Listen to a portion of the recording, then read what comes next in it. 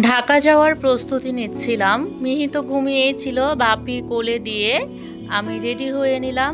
এই যে আমি বের হয়েছি, বের হয়ে দেখি যে একটাও রিক্সা নেই। পরে হাঁটা ধরেছি, কারণ আমার বাস ছিল 7:30টার সময়। রাস্তা একদম ফাঁকা, অবশেষে একটা রিক্সা পেয়েছিলাম, রিক্সাতে উঠে গিয়েছিলাম। বাস স্ট্যান্ডে যে অপেক্ষা করছিলাম বাসের জন্য, বেশিক্ষণ অপেক্ষা করতে হয়নি, আমি যাওয়ার পর পরে বাস চলে এসেছিল। ঢাকাতে আমার ইন্ডাকশন প্রোগ্রাম ছিল, এর জন্য যাওয়া 1 মার্চ। বাসে উঠেছি। বাসে তো মহিলা সিটি পেয়েছিলাম, আগের দিন রাজনার বাবাই শোনা গিয়েছিল, তো বুকিং দিয়ে রেখেছিল। ওখানে নেমে এই যে একটা সিএনজি করে যাচ্ছিলাম শাহবাগে। হাই রে, জ্যাম জ্যাম জ্যাম! আমি নাটোর থেকে খুব স্মুথলি ঢাকা চলে গিয়েছিলাম, অনলি 4.5 ঘন্টা লেগেছিল, বাট ঢাকায় যে জ্যাম! রাজনার বাবাই শোনাতে এসে অপেক্ষা করছিল, আমি কিছু বাসা দেখছিলাম, ওগুলো ভিডিও করা হয়নি। এরপর আমরা লাঞ্চের জন্য গিয়েছিলাম আজিজে। এই যে একটা বাসা, এগুলো বাসা দেখছিলাম। যাই হোক, ওখান থেকে আমি আর ভিডিও করতে পারিনি, অনেক কয়টা বাসা দেখেছি। এরপর এটা হচ্ছে বইমেলা, বইমেলাতে গিয়েছিলাম। রাজনার বাবাই শোনা বলছিল যে চলো বইমেলার থেকে তোমাকে ঘুরিয়ে নিয়ে আসি। আমি প্রতি বছর বাপির সাথে যাই আসলে বইমেলায় ঘুরতে। এইবার রাজনার বাবাই শোনার সাথে গেলাম। ওখানে একটু রমনা কালী মন্দিরে গিয়েছিলাম, ওখান থেকে বইমেলা থেকে পাশেই।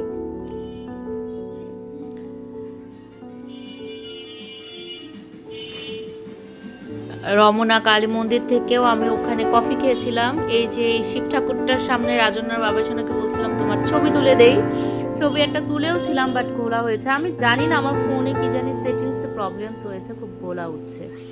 এটা হচ্ছে সন্ধ্যার দিকে, আমি একটা কোল্ড কফি খাচ্ছিলাম, রাজনার বাবাই সোনা হচ্ছে দই চিড়া খাচ্ছিল। আমরা ওয়েট করছিলাম যে সন্ধ্যার পর, মানে ইফতারের পর আমাদের আরও বাসা দেখতে যাওয়ার কথা ছিল। আর এই যে আজিজ, আমার চিরচেনা জায়গা। আমি আজিজে একটু ভিডিও করছিলাম। আমার পোস্ট গ্রাজুয়েশন বা বিসিএস এর পড়ার সূচনা, জার্নিটা শুরু হয়েছিল এই জায়গাটাতে। ভগবানের আশীর্বাদে যেহেতু এই দুইটা আমি পেয়েছি, সো আমি আমার খুব স্পেশাল। যাই হোক, এটা হচ্ছে চৈতিদের বাসায়। ব্যথা তাহলে আপনার হাতের ব্যথাগুলো দাদা শ্বাসকষ্ট, দাদা সব প্রবলেম আমি জানি, দাদা শুনে আপনি শুলে কি শ্বাসকষ্ট বাড়ে? শুলে শ্বাসকষ্ট বাড়ে? ওই শুলে শ্বাসকষ্ট বাড়ে না, ওই হলো যে যখন বাইরে থেকে কোনো ব্যাগ ট্যাগ বাজার থেকে নিয়ে আসে তখন ওই যে ওটা তো এক্সারসাইজ ডিজিনে হবে। হ্যাঁ, ভালো ওগুলো ওই ফুটা ইয়ে করার সময় বলেছিল বাজারটা জান নাও করেছি। ওরে বাবা, আমার তো দেখে ভয় লাগতেছে।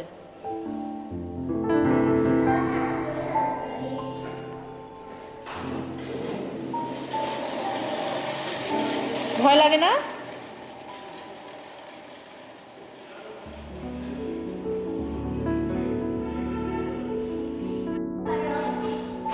না না, ভয় লাগে।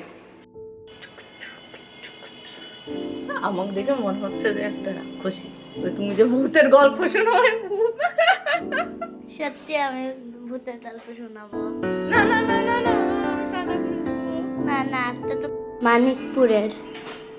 মানিকপুর চিনো? না, তুমি কি আমাকে নিয়ে গেছো মানিকপুরে? না, ওই গ্রামের নাম তো শুনেছো? না, শুনিনি তো। ওইটা তো তুমি কি আমাকে বলছো আগে যে আমি শুনবো? শুয়ে শুয়ে না, এটা না। চৈতিদের বারান্দা থেকে ভিউটা এত সুন্দর লাগছিল আমার, আমি তো দাঁড়িয়েছিলাম। এটা পরের দিন সকালে আমি কেবল উঠেছি, আবার বারান্দাতে চলে গিয়েছি ভিউ দেখতে। আমার খুবই ভালো লাগে এরকম ঢাকা শহরের বারান্দা থেকে ভিউ দেখতে। আর এই কেকটা চৈতি করেছে আমার মেয়েদের জন্য। তোমার ওই যে আমি এসে তো দেখি মানে গপ্পুসও উঠে গিয়েছে। তো আছে রাস্তা আসলে না তোমরা ওই কোন জায়গা কি জানি শুনতে পড়াইতে বাবা, আমার সাহসও নাই। হয়ে গেছে। না না, আমি তো জানি আমাদের বাড়িতে একদম নৌকা আছে। ওই যে ওখানে যে নাম তো ওটা তো আর জানি না। এখন তোমার এই যে আসছি হয়ে আসছি, এসে তো দেখি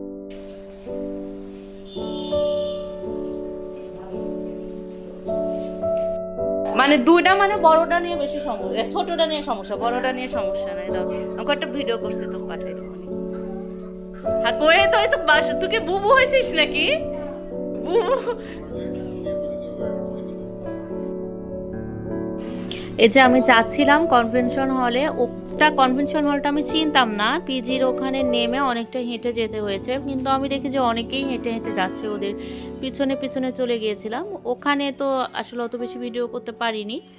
ওখানে মিশাকে পেয়ে গেছিলাম, আমার ফাউন্ডেশন ট্রেনিংয়ের পার্টনার। পরে মিশার সাথেই গল্প করছিলাম। কনভেনশন হলটা অনেক সুন্দর।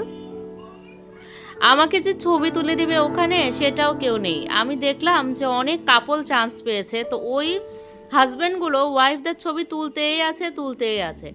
তখন আমার মনে হচ্ছিল যে এই রাজনার বাবাই শোনা এবার চান্স পেলে আমারও কিছু ছবি তোলা হতো।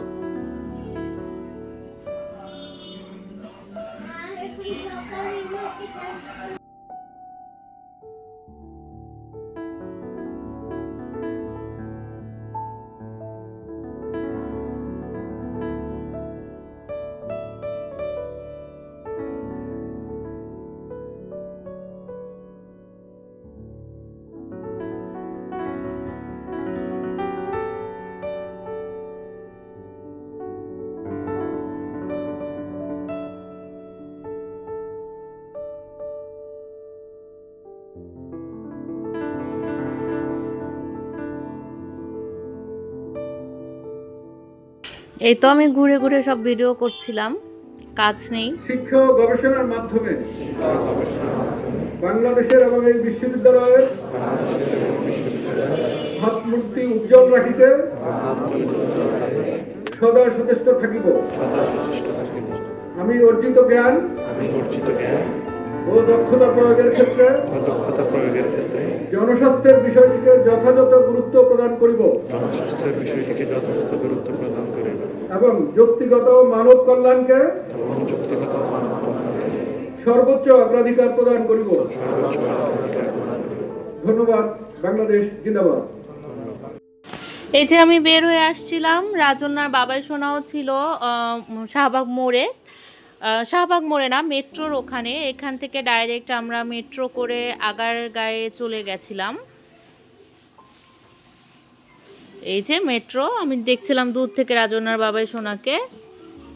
আমি কনভেনশন হলে, আসলে এই ড্রেসটা কিন্তু আমি পরে গিয়েছিলাম না, কনভেনশন হলের চেঞ্জিং রুমে চেঞ্জ করে এটা পরেছি। আমি একটা খুব সুন্দর ড্রেস পরে গিয়েছিলাম। এই যে মেট্রো রেল, মেট্রোতে করে আমরা খুব তাড়াতাড়ি চলে গেলাম আগারগাঁয়ে। হয়তো আমাদের 1.5-2 ঘন্টা লাগতো যদি আমরা বাস বা অটো সিএনজিতে যেতাম। সেখানে আমাদের অনলি 7 মিনিট লেগেছিল।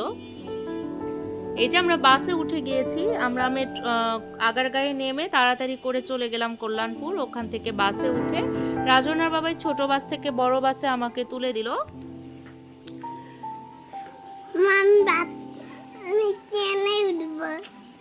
হ্যাঁ তোমাকেও তুলবো। এই যে পাশে ভয়েস ওভার দিচ্ছে আর পাশে মিঠাই সোনা বলছে আমিও ট্রেনে উঠবো। এই যে ফাইনালি আমি নাটোরের জন্য রওনা দিল। একদিনে অনেক কাজ করে ফেলেছি। আচ্ছা, এটা হচ্ছে মাঝে যখন আমি সিরাজগঞ্জ হোটেলে নেমেছিলাম। হ্যাঁ হ্যাপি বার্থডে। দাঁড়াও আমি খুলে দেবো।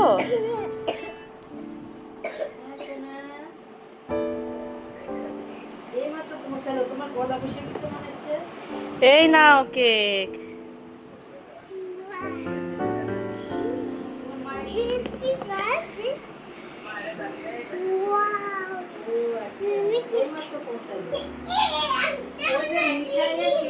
থ্যাংক ইউ বলো মিম্মিকে, থ্যাংক ইউ বলো।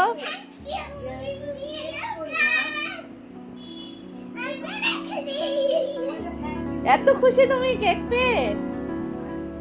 আচ্ছা এখন কেক খাও, কেক খাও। একটা তুমি নাও, একটা দীপিকাকে দাও। আচ্ছা এই তো কিভাবে 2টা দিন কিভাবে জানি কেটে গেল অনেক ব্যস্ততার মাঝে। ঢাকাতে এর মধ্যে আমরা শপিংও করেছি, সেটার ভিডিও আর করা হয় না, অনেক ভিড় ছিল, ফোন বের করিনি যদি চিন্তায় হয়ে যায়। মিঠাইয়ের জন্য কিছু ড্রেস কিনেছিলাম। যাই হোক, সবাই ভালো থাকবেন, আমাদের 2 মেয়ের জন্য অনেক দোয়া আশীর্বাদ করবেন। টাটা।